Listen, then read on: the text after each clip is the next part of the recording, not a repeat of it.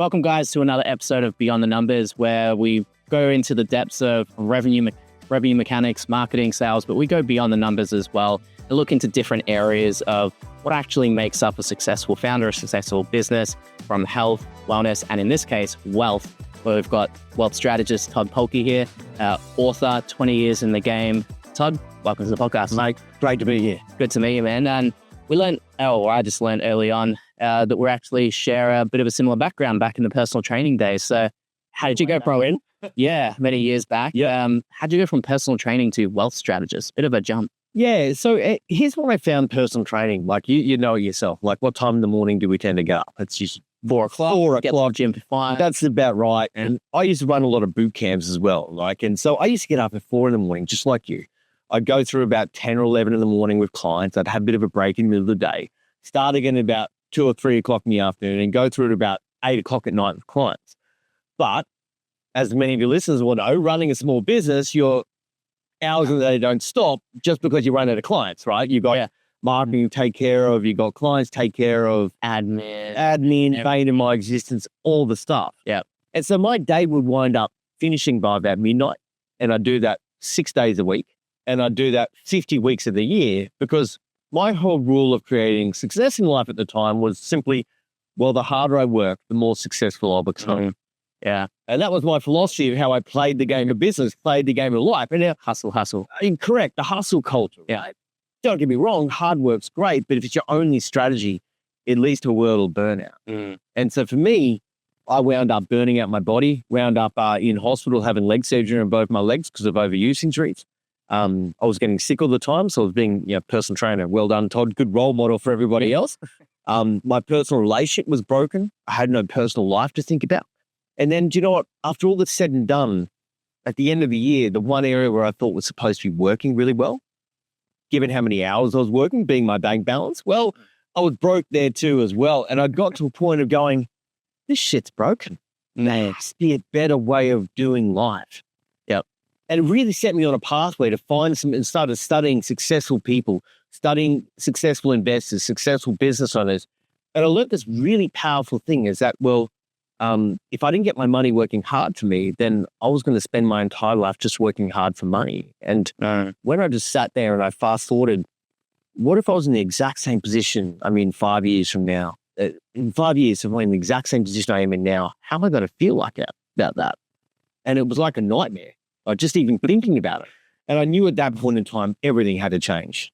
Yeah. And I think that's a position a lot of founders find themselves in, myself included, because I, similar personal training background, came from that hustle, work early morning, work in the middle of the day, try and get a nap in where you can. And I remember the nap. Hustle all night.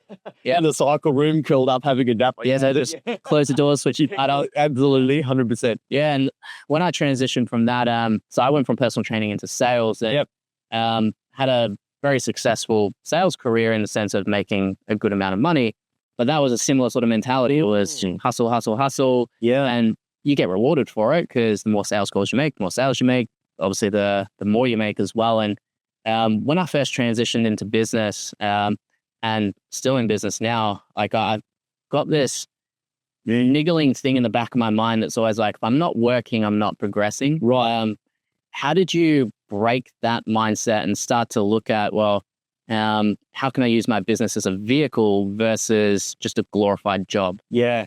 It's such a great question. And do you know what? Like, anyone who's like all entrepreneurs, we probably have a little bit of a sickness, right? There's the reality of it. Get into the game. Yeah, to get into the game, you have to begin with. And we take all these risks, work all these hours, and often we're our own worst enemy in that way, right? And so there's a mindset thing that's sitting there. And I've got to be quite frank, I still have a bit of it now. Like, even though I have so much flexibility and options and choices now, I still at times, if I'm not doing something, I still feel that guilt come up from time to time. Yeah. That makes sense. I'm sure you know what I'm talking about. You want to sleep in and you're like, it's 6 o'clock. I should be. Hustle, right? But here was a big switch for me. After, back then I was reading books and there was no podcasts, there's no webinars, there's none of that, right? So I was attending live events and I was reading a lot of books. And one thing that I found to be really, really true with every successful person I saw that was up on stage presenting success and things like that, none of it was about luck. None of it was about, well, I was born under a lucky star, or, I had the right parents, or I didn't have the right parents, or I didn't have this, or I had this. What it was that every single one of them had a system. And when it came to money, in business, I realized I didn't have that system. And so I went to learn the system. And so that's when I got mentors in my life, right? And I met one who became a very important mentor in my life. It's still one of my best friends is now today, 20 years later. And when I met this mentor, I made this decision. The decision I made was that, well, I'm going to buy my first property in 6 months' time. But I had a bit of a problem. Yep. I had no money to buy a property. A little bit difficult to buy it, right? Yeah. But I made one of those decisions at that time where I chose to leave my excuses behind me. And every business owner at some point in your life, you've gotten to that point where you might have been doing the hustle, liking the sales or liking personal training or wherever and everyone started, that you made a decision that I'm going out on my own, and you've chosen to leave your excuses behind you. And that was the mode I was in. And so I was going to buy my first property in 6 months' time. Had no money, had no idea what I was doing, just had an overwhelming dream and desire, and that was it. And sometimes that can be dangerous. Yep. And I wound up saving more money, finding ways to earn some more money, scrimping on things to make my initial deposit. 6 months later, I had $9,000 in my bank account. Now, that may not seem like a lot of money, but to me at the time, it was an absolute fortune at a 19-year-old, right? Got the first homeowner's grant, got the stamp duty savings, bought my first property at the age of 19 years old. 6 months later, I saved up another $10,000, did a renovation on that property, wound up making $70,000 profit in that one property deal, and made more than my entire year's income in personal training in that one deal. Not bad. And the light just went right up. What am I doing? There's another way to do things, right? It doesn't have to be just work hard, doesn't have to be hustle, doesn't have to be 17 hours a day. And I learned that there was another way.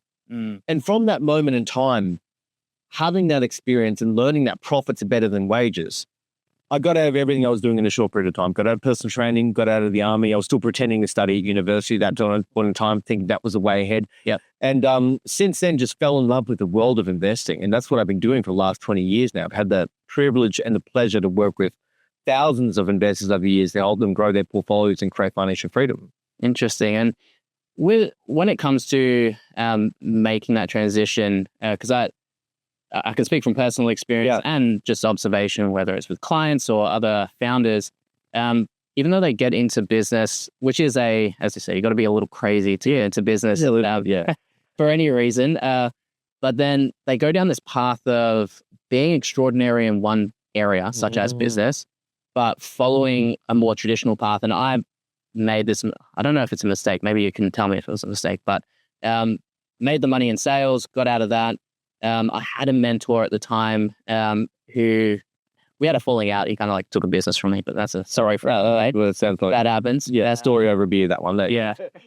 And out of that emotional fallout, I ended up just buying a house, like a personal residence.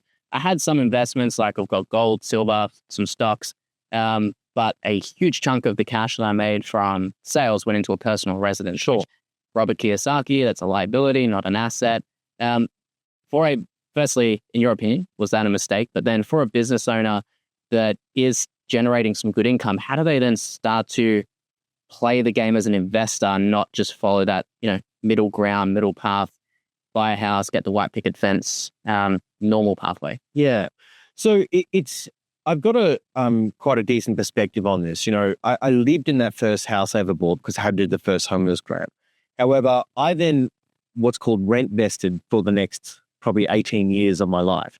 And I've only just bought my own principal place of residence 2 years ago. And, it's exactly what I want. It's 39 acres. It's a rainforest. It's got waterfalls. It's got flowing streams. It's exactly what I wanted. Now, but that worked for me also because of my lifestyle that I wanted to be able to live. So I have a couple of nuances in this, which is really important to understand. Part of my journey in going through the journey of business and, high performance and realizing how your energy matters and how your productivity matters and how I can be, operate at my highest level that I possibly can as me so I can create more and do more in business and in life. I had this understanding is that how important your ecosystem is that you set up around you, right? And that ecosystem includes where you live, It includes your experience when you come home. It includes the places you frequent. And so if I just went and bought a home, what I could afford at the time, and I hear this from a lot of people, is that they go back to their home, but it doesn't inspire them. It doesn't help them operate at their highest level of energy. And so I very intentionally chose to go and rent places which inspired me at a great level, places that I couldn't afford to buy personally as I was going through this kind of journey at a time. Yeah. And because I was moving around a lot, it kind of worked well for me. So I think there's something to be said for making sure that you maximize your ecosystem as an entrepreneur, as a founder, so that you can operate at your highest level. Yeah. Now, when Robert Kiyosaki says, oh, don't buy your own home, it's a liability, I don't necessarily subscribe to that wholeheartedly. What I think about is what was the mindset that you had when you went into buying that home. That's a big distinction. Yeah. Now, a lot of people, and you can tell me this is the truth for you, a lot of people when they buy their first home or buy a home, all they're thinking about is, oh yeah, I'd like to live here. Yeah. Was that the way that you were thinking back then? Or That's it. Essentially, like, I'd come off the fallout of that business, and I was emotionally vulnerable at the time, and then I just wanted some stability. You were rebounding. Yeah. Perfect. That's great. Yeah, you were rebounding. And so I'm not against buying your own home.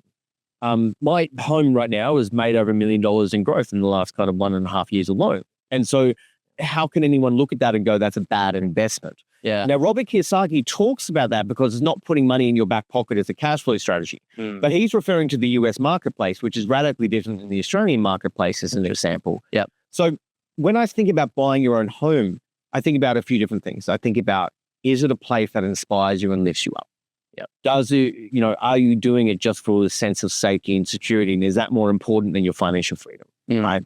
Where if you go and buy your own home, is it going to stop you from growing your portfolio and keep you stuck and you tie this noose around your neck because you've got this mortgage and you can't be able to move forward? Yeah. And are you making a decision purely based on emotions as opposed to due diligence that this is a good property that's going to grow in value as well? So if you're going to buy your own home, make it a good investment as well. Otherwise, I see so many people get their own home and they wind up stuck, unable to do anything for years, if not decades, because they have this old belief system where I have to pay off my own home, and just having my own home means I'm safe and secure, which is a load of shit.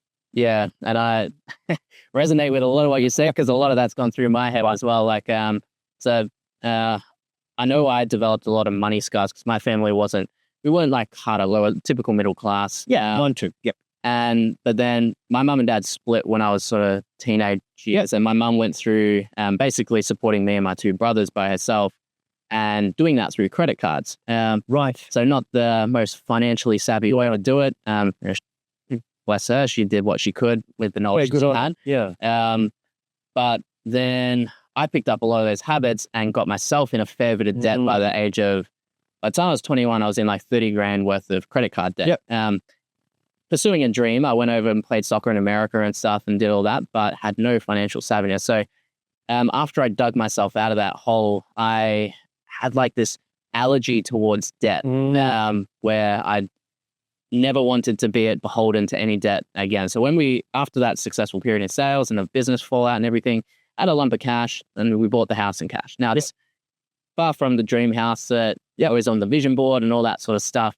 But I didn't want to have the debt there because I've still got these scars from the previous debt. So I've just got this lump of cash locked in in a property that's not inspiring me. That's not. You're killing me, mate. You're killing me. Yeah, you're probably thinking like, dang, what the hell are you doing? Yeah. So in that position, and maybe this will be beneficial for everyone else, but also for myself, what would you say would be the next best move, or maybe there's not enough context to say next best move, but how would you get back on track from that position? Let's talk about some options, right?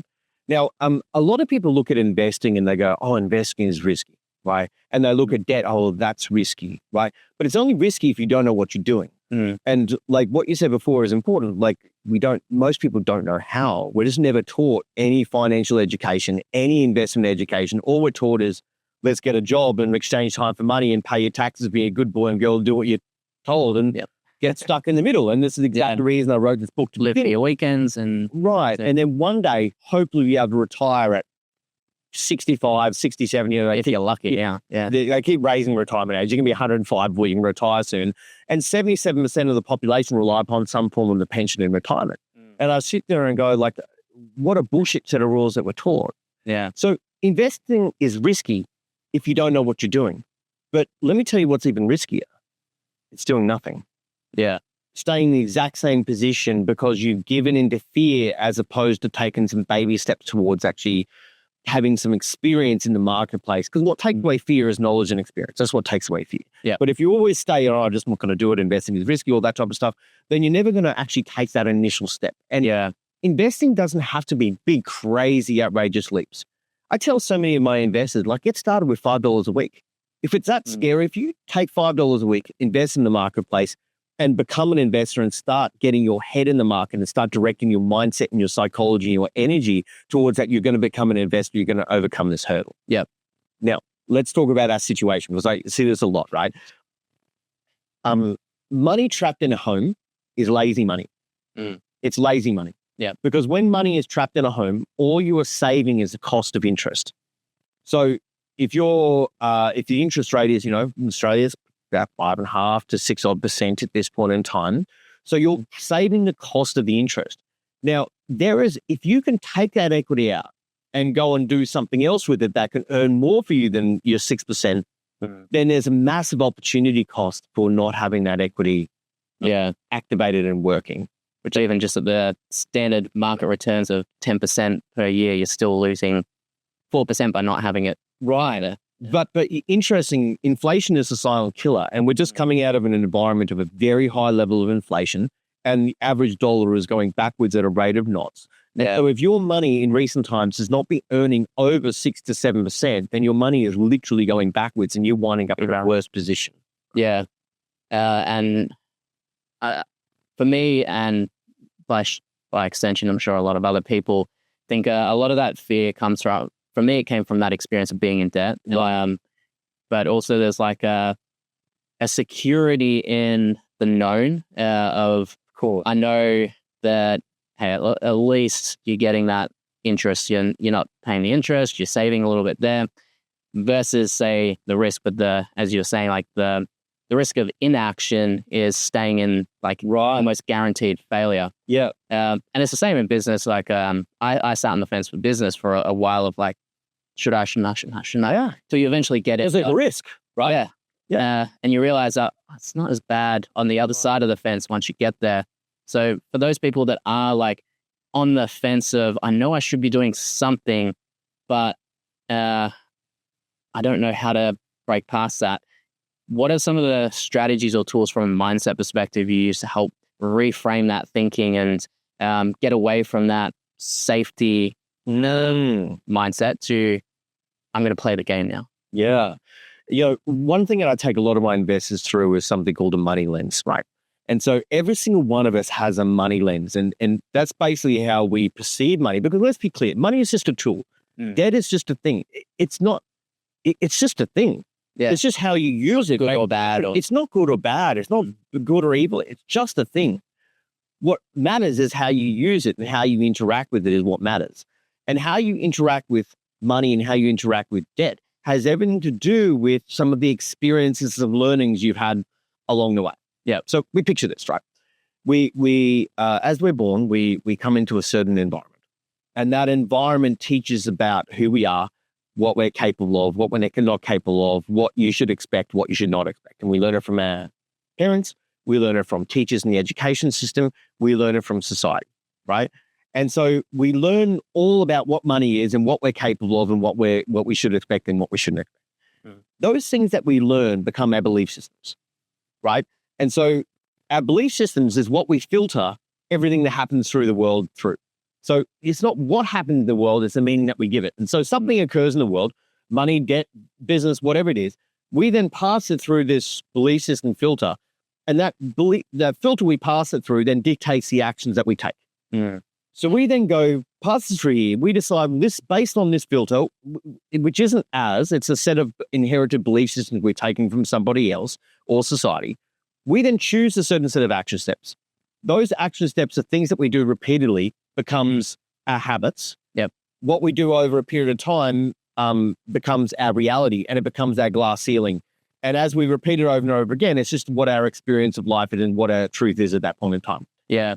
And so we've gone through this entire experience, starting all the way back from here. And what we do repeatedly becomes this experience, becomes that glass ceiling, and that's the meaning that we give it. So the first thing that I always talk about when we go through this is, number one, you've got to make a brand new decision. Most people I meet, especially when they kind of start coming and working with me and my team, they've gotten to a point in their life where going, do you know what? Enough is enough, right? There's got to be a better way. There has to be more to life than just grinding away and working hard and living paycheck to paycheck.